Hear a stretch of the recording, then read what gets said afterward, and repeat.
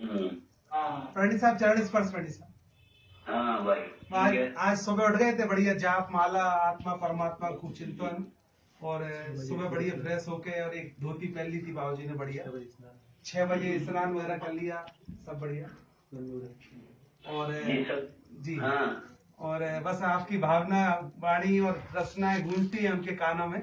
कल पंडित जी के मुख से भी एक आध रचना और सुन लेंगे तो अच्छा लगेगा। और अमित भैया आ गए तो उनने भी संबोधन, और राजकुमार जी साहब हैं, आपका मन हुआ मैं इनका बाबू जी बोलो अभी सुनवाते हैं पंडित जी। ठीक है जी बाबू जी सुन रहे हैं साहब, आप उद्बोधन करेंगे। हाँ जी गायक तो गायक ही है। वाह वाह, हर समय गायक है। वाह, हम सोए कहाँ है उठे कहाँ है, ये सोने और उठने की क्या अलग है। अच्छा वाह वाह, चित्र सारी न्यारी तेज न्यारी चादर भी न्यारी, यहाँ धोती मेरी थपना। वाह, कहाँ की धोती कहाँ के दुपट्टा कहाँ के, जैसे मल निकलने से शरीर हल्का हो गया, हल्का हो गया, ऐसे ही रागानिक मल निकलने से आत्मा की परिणति हल्की हो गई। और आत्मा तो हल्का है ही, क्योंकि उसमें रागानिक मल है ही नहीं। चेतन अपने भाव समारोह, चेतन अपने भाव समारोह, देहादिक से भिन्न निहारो, चेतन अपने भाव समारोह। रागादिक हैं दुख के कारण, इन्हें सदा ही हे विचारो, ध्रुव परमात्म के आश्रय से कर पुरुषार्थ सहज निर्वारो, चेतन अपने भाव समारो। गीत रागता शिव सुख दाता, अपने उर में सदा विचारो, है सर्वत सदा अपने में, बाहर कुछ नहीं बाहर कुछ भी नहीं तुम्हारो, चेतन अपने भाव समारो, देहादिक से भिन्न निहारो। पूर्ण बीतरागी सांचे भव, गुरु निर्ग्रंथ हृदय में धारो, त्याग वाद में श्री वाणी, पढ़ो पढ़ावो सदा विचारो, चेतन अपने भाव समारो, चेतन अपने भाव समारो। सत्यों का सम्यक निश्चय कर, सफल भेद विज्ञान सुधारो, पर से विरत स्वयं में रत हो, ज्ञानानंद सहज विस्तारो, चेतन अपने भाव समारो। पर द्रव्यों का दोष न देखो, अंतर्मुख उपयोग समारो, इष्ट अनिष्ट कल्पना त्यागो, समता भाव सदा ही धारो, चेतन अपने भाव समारो, चेतन अपने भाव समारो।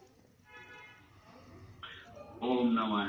बस बहुत बढ़िया, बड़े आराम से जी ये अपने परिणाम को भीतर करने की बात है बस। वाह बहुत बढ़िया। प्रमत्त नहीं है जी, गायक तो सदा काल ज्ञात है, गायक ही है। सोते में भी जागृत है और जागने में भी बाहर से सो रहा है, भीतर जाग रहा है।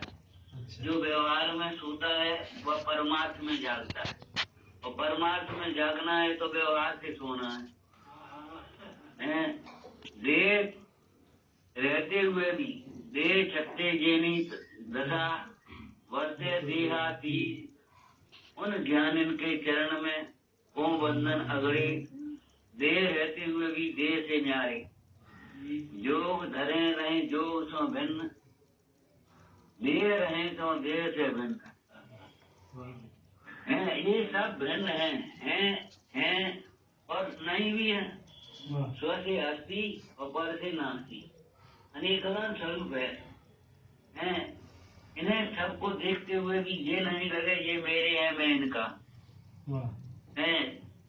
जो कर्म का परिणाम और नो कर्म का परिणाम है तो मात्र जाने आत्मा, जो नहीं करे और मात्र जाने वही आत्म ज्ञान है, बस वही ज्ञान है। तो निरंतर अपने को ज्ञाता स्वरूप भगवान आत्मा तो सदा ज्ञाता स्वरूप, अति निर्मल दुख का कारण सुख स्वरूप ध्रुव शाश्वत शरण, चैतन्य भगवान तो चैतन्य भगवान है।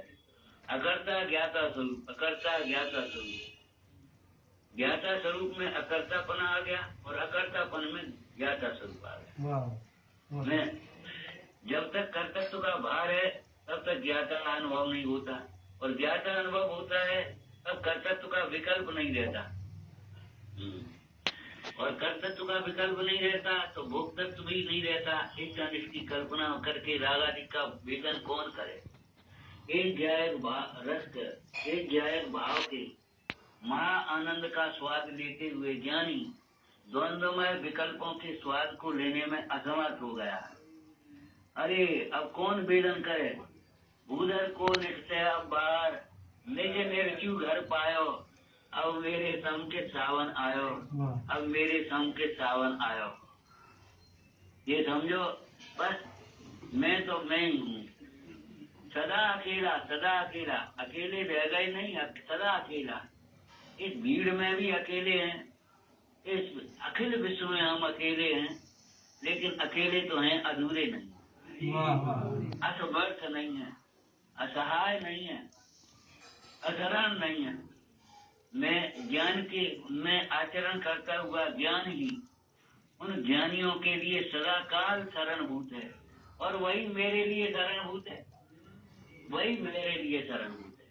क्यों ज्ञान में आचरण करता हुआ ज्ञान, ज्ञान रूप अनुभवता हुआ ज्ञान स्वयं आनंदित रहता। उसे आनंदित होने के लिए किसी अन्य की जरूरत नहीं, आनंदित होने की जरूरत भी नहीं है भी नहीं और जरूरत भी नहीं है। पर का कर्तृत्व का विकल्प भी नहीं है, पर के कर्तृत्व की शक्ति भी नहीं है, और अपना परिणमन स्वयं हो रहा है, उसका भी मैं